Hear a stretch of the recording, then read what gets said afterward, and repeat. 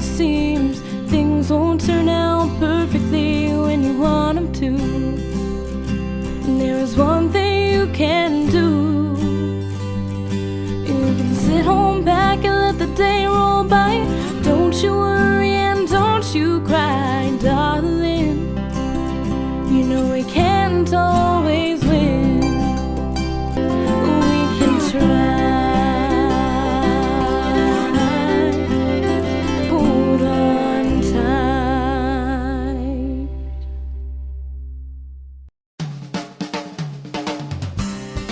This is Return to Health with renowned women's health physician, research scientist, and the author of Awakening Athena, Dr. Kenna Stevenson. Now for the next few minutes, join Dr. Stevenson as she explores health issues and answers that can return you to the days of sound medicine and practical strategies for your own health. It's Return to Health.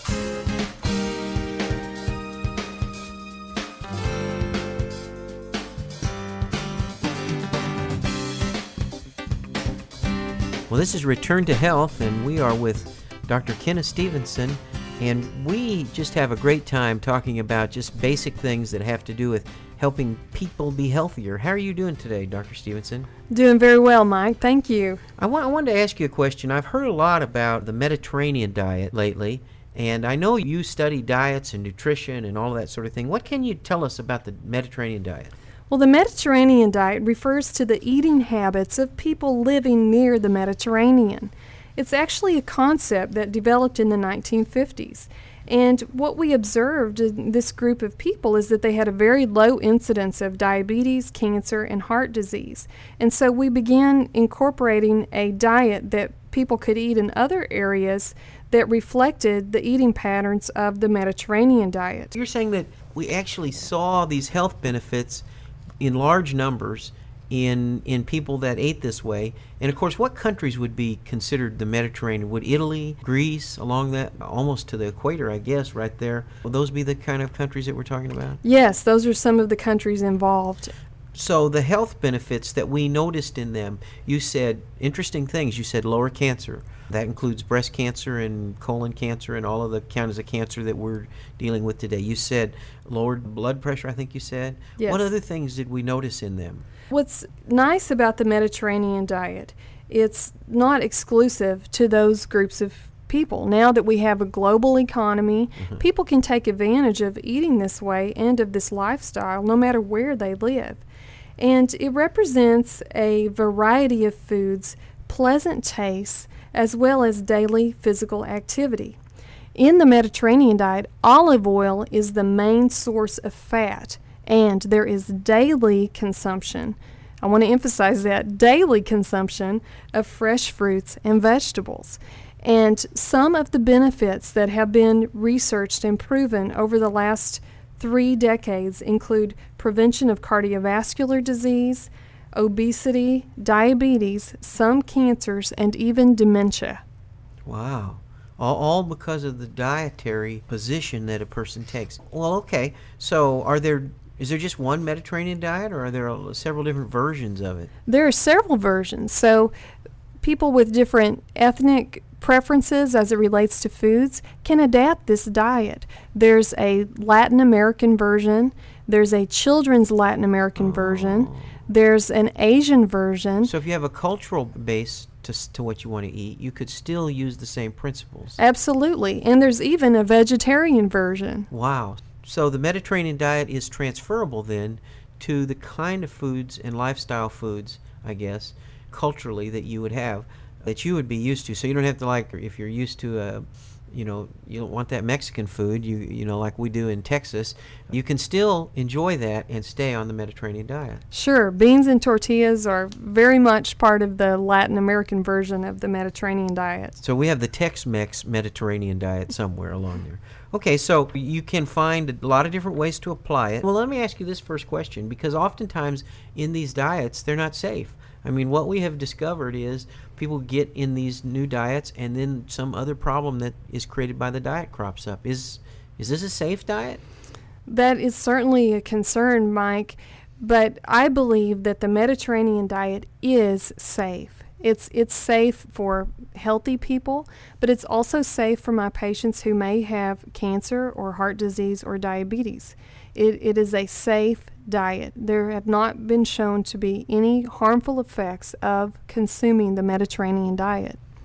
Okay, so how old's too old before you can benefit from a diet like this, or how young is too young? Well, research studies show that even the very elderly may benefit from the Mediterranean diet. In one particular study, they enrolled men and women between the ages of 70 and 90, and they followed this group of patients over about 10 years. And in consuming the Mediterranean diet, this group of patients was shown to have benefits both as related to the cardiovascular system and the immune system. So it's never too late to start eating in a healthy way. That's interesting. So, whether it doesn't really matter what your age is, that it's really a lifestyle of combinations and the certain kinds of food, and that's what the Mediterranean diet does. It brings those combinations together that you can then apply just about in any kind of food that you eat. Yes, and I think it's important when someone is looking at the Mediterranean diet, which is a pyramid shape, and you will see at the bottom of the pyramid are the seeds, nuts, and whole grains, and then we have fresh fruits and vegetables. All of those are for daily consumption. The use of olive oil or other seed oils. But what's at the top of the pyramid, Mike? Something that you don't eat too often. At the top is meat. Meat and sweets are at the top. So those would be foods that you only eat a few times a month or just for special occasions. But weekly, I'm noticing that it would say it's good to eat eggs and poultry and fish as a staple. Yes, those should be consumed several times weekly. So the Mediterranean diet, of course, people have been following diets for all time. I mean, I think I've been on every diet known to man except the Mediterranean diet. How come we're going to say, hey, well, the Mediterranean diet is better than any other diet? Well, I think that we can absolutely make that assertion. When we look at all of the research data in all of the different diets, the Mediterranean diet, hands down, has the most power as it relates to not just someone's weight and preventing obesity or being overweight, but the benefits on the immune system as it relates to reduction in cancer, benefits on the cardiovascular system as it relates to heart disease, blood pressure, benefits of metabolism as it relates to diabetes, as well as prevention of dementia. Well, I noticed a few years back, scientists and the dietitians came out and said that a little bit of wine was actually good in moderating heart disease or some of the early precursors of heart disease. And I noticed on the Mediterranean diet it says it's okay to drink wine daily. That's an interesting position. Wine like that does have something in it that affects heart disease? Yes, there are chemicals in the grapes, both white grapes and red grapes, that have been shown to be of benefit as it relates to the blood vessels as well as levels of triglycerides and good cholesterol in the body. Men should consume no more than 2 glasses of wine and women 1 glass of wine. So wine is almost a medicinal value. Well, in fact, you would say food can be a medicine. Yes, good food is good medicine. However, for some of my patients that don't drink any alcohol, we have conducted studies that show you can get benefits of the Mediterranean diet even if you don't consume the wine. Well, the wine was just one thing I saw years ago when they did a study of people in Italy and in France where amazingly heart disease, of course you say France, which might be considered people on the Mediterranean diet, where heart disease was low, but look at French cooking. I mean, what's the number one thing in French cooking is the B word, butter. And yet they had lower cholesterol, lower heart disease than Americans. Yes, but it's likely the synergy of foods. Combining butter with fresh fruits, with fresh vegetables, with whole grains may exert some benefit as it relates to the cardiovascular system. You said the synergy of food. That's making the food work together. Yes, and so again, compliance is also part of a diet being successful. And so we think about some diets out there. You mentioned some earlier. There's Atkins, there's Ornish, there's the South Beach diet, there's the Eat Right for Your Blood Type diet, there's a wide variety of diets, we see that many of them are successful in the short term. But it's the long term. But it's the long term that really counts. And the Mediterranean diet has enough variety, enough food choices that I believe it can be a long-term success for many patients. I notice, though, the Mediterranean diet, it has at the very base of that pyramid that we're looking at here in the studio, it has the one that always gets me, and that is exercise. So you really can't ever take exercise out of the equation, can you? No, the two pillars are what you're putting in your body and then the energy that you're expending on a daily basis. And so we need both. So I have a treadmill, but it means I'm going to have to take the clothes that were hanging on it off of it so I can actually use it. So you'd say exercise was an important thing too. Now, when you say exercise, do you mean strenuous exercise or just what kind of exercise? No, it does not have to be vigorous exercise. It can be walking, dancing, riding a bike, walking on the treadmill, as you mentioned, swimming. All just of these some things, activity. Some type of bodily movement that will increase the heart rate, increase your respiration so that you know the body is doing some work. So in your practice, when you're seeing people with all of these different situations and problems, and you can see that by moderating some diet things and adding some exercise, it's going to make a lifestyle change. It's really going to help them. And you talk to them.